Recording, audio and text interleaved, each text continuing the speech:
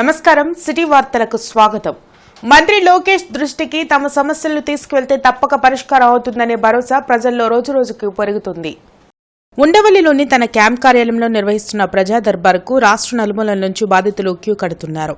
బాధితుల నుండి స్వయంగా వినతులు స్వీకరిస్తున్న మంత్రి లోకేష్ వాటి పరిష్కారంకు చర్యలు తీసుకుంటామని హామీ ఇస్తున్నారు.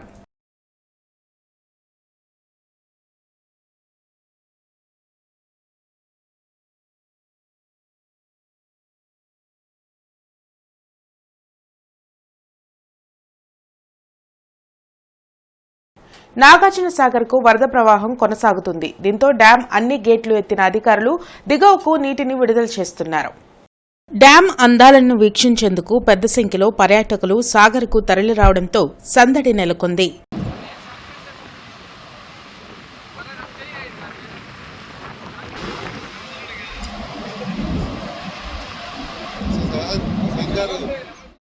ప్రపంచ ఆదివాసీ దినోత్సవాన్ని గుంటూరులో ఘనంగా నిర్వహించారు.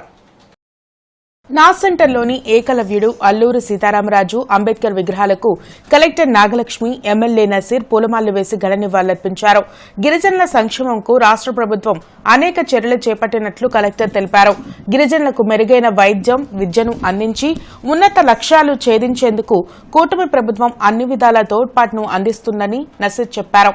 ఈ సందర్భంగా నా సెంటర్ నుంచి రెవెన్యూ కళ్యాణ మండపం వరకు ర్యాలీ చేపట్టడంతో పాటు ప్రపంచ ఆదివాసీ దినోత్సవ సమావేశాన్ని నిర్వహించారు.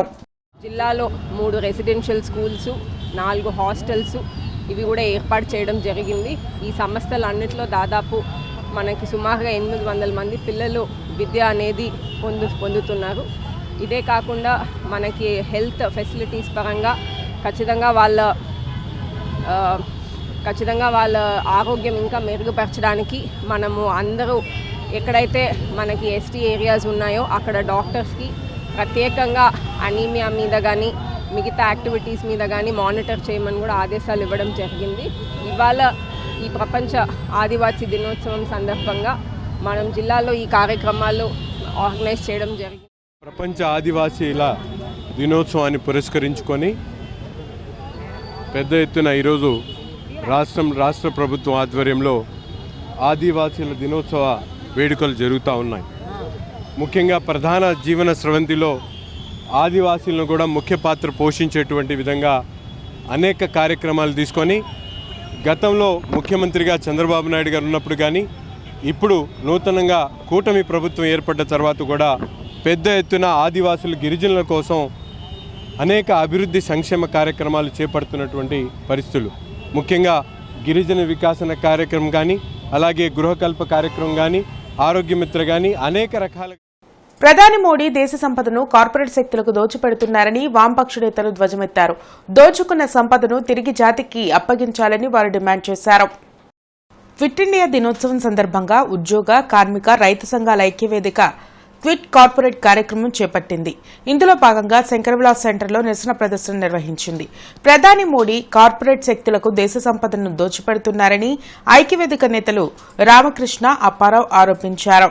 పేదరిక నిర్మూలన జరగాలంటే కార్పొరేట్ల సంపదను ప్రజలకు పంచిపెట్టాలని వారు డిమాండ్ చేశారు. కార్పొరేట్లను బహిష్కరించండి అనేటువంటి నినాదంతో ఈరోజు దేశవ్యాప్త ప్రదర్శనలకు పిలుపునివ్వడం జరిగింది. ఈ దేశంలో నరేంద్ర మోడీ అధికారంలోకి వచ్చిన తర్వాత కార్పొరేట్లకు అనుకూలమైనటువంటి విధానాలను అనుసరించడం వల్ల లక్షల కోట్ల రూపాయల సంపద కార్పొరేట్ల దగ్గర పోగుపడుతున్న సంగతి మనందరికీ తెలుసు. ఇవాళ ఉన్నటువంటి పరిస్థితి ఏమంటే రెండో వైపు పేదలు, ఉద్యోగులు, కార్మికులు తీవ్రమైనటువంటి ఇబ్బందులు పడుతున్నటువంటి పేదరికంతో అధిక ధరలతో ఇబ్బంది పడుతున్నటువంటి పరిస్థితి మనం చూస్తూ ఉన్నాం. అసమానతలు పెరిగిపోతున్న పరిస్థితి మనం చూస్తూ ఉన్నాం. ఈ నేపథ్యంలో కార్పొరేట్ల యొక్క ఆస్తుల్ని, కార్పొరేట్ సంపదని జాతీయం చేసి స్వాధీనం చేసుకుని పునఃపంపిణీ చేయాలనేటువంటి నినాదంతో ఈరోజు దేశవ్యాప్తంగా ఈ ఉద్యమం జరుగుతూ ఉంది. ఈరోజు కేంద్రంలో నుండి బీజేపీ ప్రభుత్వం అధికారంలోకి వచ్చిన తర్వాత ప్రభుత్వ రంగాన్ని ప్రైవేట్ పరం చేస్తూ ఉన్నారు. అలాగే వ్యవసాయ రంగాన్ని మొత్తం కూడా కార్పొరేటీకరణ చేయడం కోసం ప్రయత్నాలు చేస్తూ ఉన్నారు. దీనికి వ్యతిరేకంగా సంవత్సరం పాటు ఢిల్లీ మహానగరంలో ఆందోళన జరిగితే వాళ్ళకి హామీ ఇచ్చినటువంటి నరేంద్ర మోడీ గారు మేము పార్లమెంట్లో కనీస మద్దతు ధర ఇస్తామని చెప్పేసి హామీ ఇచ్చారు. అధికారంలోకి వచ్చిన తర్వాత మొన్న ప్రవేశపెట్టిన బడ్జెట్లో ఆ ఊసేయత్నటువంటి పరిస్థితి ఉంది. అలాగే రైతాంగాన్ని మరింత దెబ్బతీసే విధంగా ఎరువులకు ఇచ్చేటువంటి సబ్సిడీని ఎత్తివేశారు. అలాగే కంట్రోల్ని ఎత్తివేశారు. ఇది కార్పొరేట్ల ప్రయోజనం కోసం జరిగినటువంటి పని. ఫిట్ ఇండియా దినోత్సవాన్ని గుంటూరు జిల్లా కాంగ్రెస్ పార్టీ కార్యాలయంలో నిర్వహించారు. పార్టీ నేతలు ఈశ్వర్రావు, కరీం, ఇతర నాయకులు పాల్గొని జాతీయ జెండాను ఆవిష్కరించారు. భారత్ను బ్రిటిష్ పాలకులు వీడాలని కోరుతూ కాంగ్రెస్ ఆధ్వర్యంలో శాంతియుతంగా చేపట్టిన క్విట్ ఇండియా ఉద్యమం సఫలీకృతమైందన్నారు. దేశ సంపదను ప్రధాని మోడీ కార్పొరేట్ శక్తులకు దోచిపెడుతూ మతోన్మాదాన్ని ప్రోత్సహిస్తున్నారని ఈశ్వర్రావు విమర్శించారు. సత్యము, అహింస అనే సిద్ధాంతాలతో జాతిపిత మహాత్మాగాంధీ సహాయ నిరాకరణ, విదేశీ వస్తు బహిష్కరణ అనే కార్యక్రమాలతో ఈ దేశానికి తుపాకీ పేలకుండా, ప్రాణాన్ని జరగకుండా స్వాతంత్రోద్యమంలో స్వాతంత్రాన్ని తీసుకురావడం జరిగింది. అదేవిధంగా యువతకి, విద్యార్థులకు ఉద్యోగ అవకాశాల కోసమని అనేక పరిశ్రమలు స్థాపించి ఆ పరిశ్రమలు జాతిపరంగా జాతీయం చేయడం జరిగింది, జాతీయ సంపదగా. అలాంటి పరిశ్రమల్ని ఇరిగేషన్ ప్రాజెక్టు కానీ, జాతీయ సంపద పరిశ్రమ కానీ ఇవన్నీ చేయడం జరిగింది.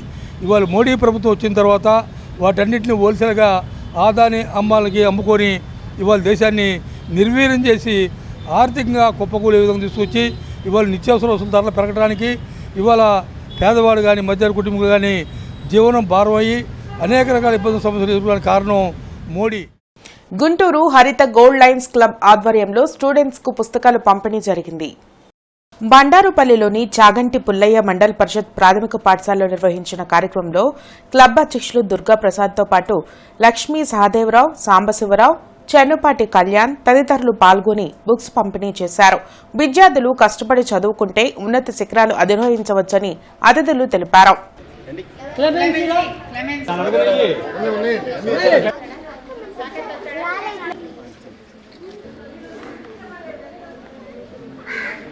కంపెనీలు ఈ కార్యక్రమాలు వీటికన్నా కూడా మీరందరూ బాగా కష్టపడి చదువుకొని భవిష్యత్తులో ప్రతి ఒక్కళ్ళు నేను సమాజానికి ఉపయోగపడాలి, నేనేదో కృషి చేయాలి, బాగా కష్టపడాలి, అందరికి ఉపయోగపడాలి అనే కాన్సెప్ట్తో ముందుకు రండి.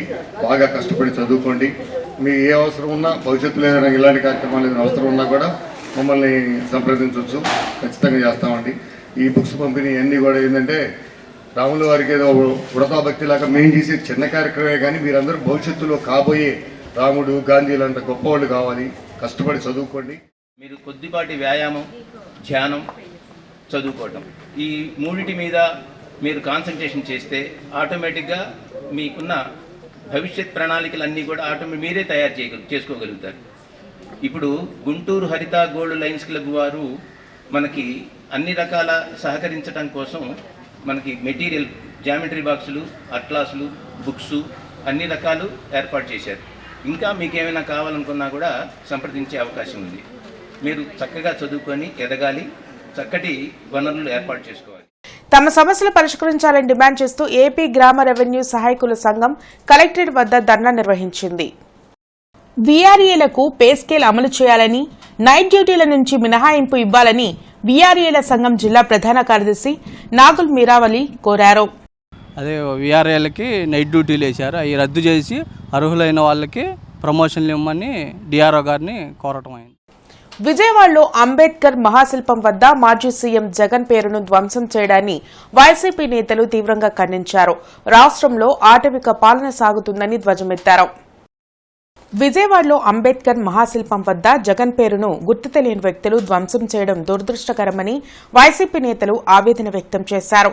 దీనిని నిరసిస్తూ లాడ్జీ సెంటర్లోని అంబేద్కర్ విగ్రహానికి మాజీ మంత్రి అంబటి రాంబాబు, వైసీపీ నేతలు మోదుగుల వేణుగోపాల్ రెడ్డి, మందపాతి శేషగిరిరావు, నూరి ఫాతిమా, ఇతర నేతలు పాలాభిషేకం జరిపారు. దేశమంతటా అంబేద్కర్ రాజ్యాంగం నడుస్తుంటే రాష్ట్రంలో రెడ్ బుక్ రాజ్యాంగం నడుస్తుందని వారు మండిపడ్డారు. రాష్ట్రంలో జరుగుతున్నటువంటి చేష్టలు కానీ, సంఘటనలు కానీ చూస్తున్నప్పుడు ఇది ఒక ఆటవిక రాజ్యంగా ఉన్నది తప్ప ప్రజాస్వామ్యంగా లేదు. ఇది బాబాసాహెబ్ అంబేద్కర్ రచించిన రాజ్యాంగం ప్రకారం దేశమంతా నడుస్తూ ఉంటే ఆంధ్రప్రదేశ్ మాత్రం రెడ్ బుక్ రాజ్యాంగం నడుస్తూ ఉన్నట్టుగా అర్థమవుతా ఉన్నది. అరండల్పేటలోని అష్టలక్ష్మి దేవాలయంలో శ్రావణ శుక్రవారం పురస్కరించుకొని ప్రత్యేక పూజలు జరిగాయి. కోటి కుంకుమార్చనలో మహిళా భక్తులు పాల్గొని అమ్మవారిని పూజించారు. నెల రోజుల పాటు కోటి కుంకుమార్చన పూజ కొనసాగుతుందని ఆలయ అర్చకులు ప్రసాద్ తెలిపారు. శ్రావణ మాసంలో అమ్మవారిని పూజిస్తే సకల శుభాలు కలుగుతాయని చెప్పారు. పూజ ప్రారంభిద్దాం. ఓం గం గణపతయే నమః. ఓం గం గణపతయే నమః. గోవిందాయ నమః. విష్ణువే నమః. మధుసూదనాయ నమః. ఓం నరసింహాయ నమః. ఉపేంద్రాయ నమః. శ్రీహరయే నమః. శ్రీకృష్ణ. అమ్మవారికి అయ్యవారికి నమస్కారం చేసుకోండి. ధ్యానం క్షీర సముద్ర రాజతనయ శ్రీరంగధామేశ్వరి.